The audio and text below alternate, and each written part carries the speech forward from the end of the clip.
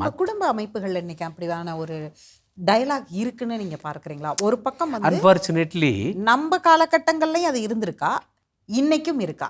ரெண்டுமே எனக்கு கேள்வியாகத்தான் உங்கள்கிட்ட வைக்கிறேன். இந்த வளர்ச்சி அடைந்த குடும்பங்களை நான் பார்த்துருக்கேன். கான்வர்சேஷன் ரொம்ப இருந்திருக்கு. நான் இல்லை, நம்ம சமூக அமைப்பில்ங்க, நம்ம ஒரு அக்ரேரியன் சொசைட்டி தானே. இது ஒரு வேளாண் சமூகம்.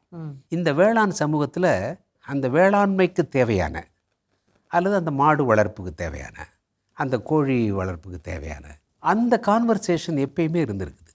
ஒரு 14 வயசு 15 வயசுலேயே தண்ணி இறக்கி அப்பாவோட போகிறது, வரப்பை வெட்டுறது, எப்போ எப்போ எப்போ நாளைக்கு அறுத்துடலாமாப்பா அப்படின்னு பையனை கேட்குறது, இல்லைப்பா என்ன கதிர் அவ்வளோ ஒன்றும் காஞ்சா மாதிரி தெரிலப்பா ஒரு 2 நாள் ஆகட்டும்னு பையன் சொல்கிறது. இந்த மாதிரியான முறைசாரா கான்வர்சேஷன் ட்ரெடிஷ்னலாகவே இருந்திருக்கு. இந்த இண்டஸ்ட்ரியல் சொசைட்டி, அர்பனைஸ்டு சொசைட்டிக்கான கான்வர்சேஷன் காலப்போக்கில் வரும். நீங்கள் 7 பிள்ளைங்களை பெற்றுக்கிட்டு இருந்தவங்க தானே. எங்கள் அப்பாவோட பிறந்தவங்க 7 பேர், என்னோட பிறந்தவங்க 6 பேர்.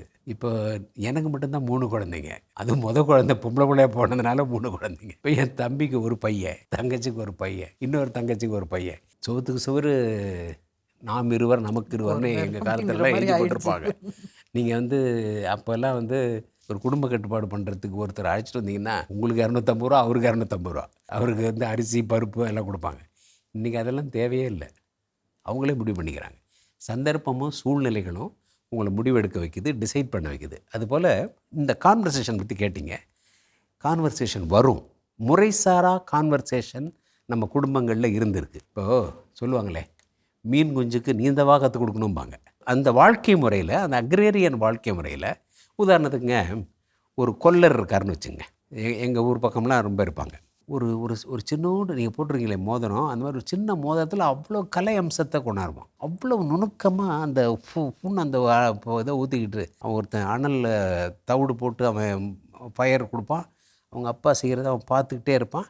ஒரு காலத்தில் ஆட்டோமேட்டிக்காக அவன் அதை கேரி ஆன் பண்ணிடுவான். அந்த மாதிரி ட்ரெடிஷ்னலாக வந்துட்டு இருந்திருக்கு.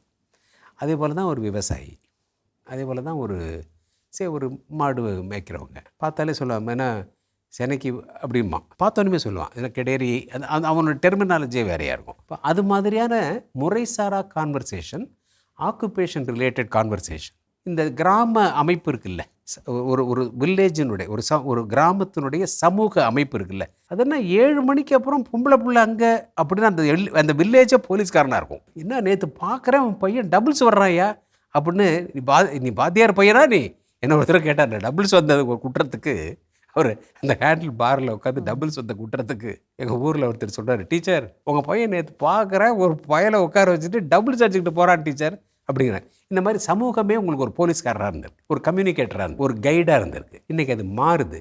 இன்னைக்கு சொசைட்டி விச் இஸ் டிரான்சிஷனல், மாறுகின்ற ஒரு சமூகத்தில் இந்த சேலஞ்சஸ் எல்லாம் இவால்வ் ஆகி வரும். சில குடும்பங்கள்லாம் வந்துருச்சு, பேசுகிறாங்க. இந்த 4 வயசு 5 வயசில் இருக்கிற பிள்ளைங்க இருக்கு பாருங்கள். இப்போ நம்மெல்லாம் சின்ன பிள்ளையில் யாராவது இங்கிலீஷில் பேசினா நடுங்கிடுவோம். ஹைஸ்கூலில் படிக்கும்போதே யாராவது எது நம்மளே தான் இங்கிலீஷில் கேட்டுருவாங்களோ நடுங்கிடுவோம். இப்போ 4 வயசு பிள்ளை நோ ஐ டோன்ட் வாண்ட் அப்படிங்குது, I don't care, no that fellow அப்படிங்குது, டூட் நோ டூட் அப்படிங்குது 5-6 வயசு பிள்ளை. அது மாதிரி சொசைட்டி வில் இவால்வ். அதில் எனக்கு ஒரு கவலை என்னென்னா,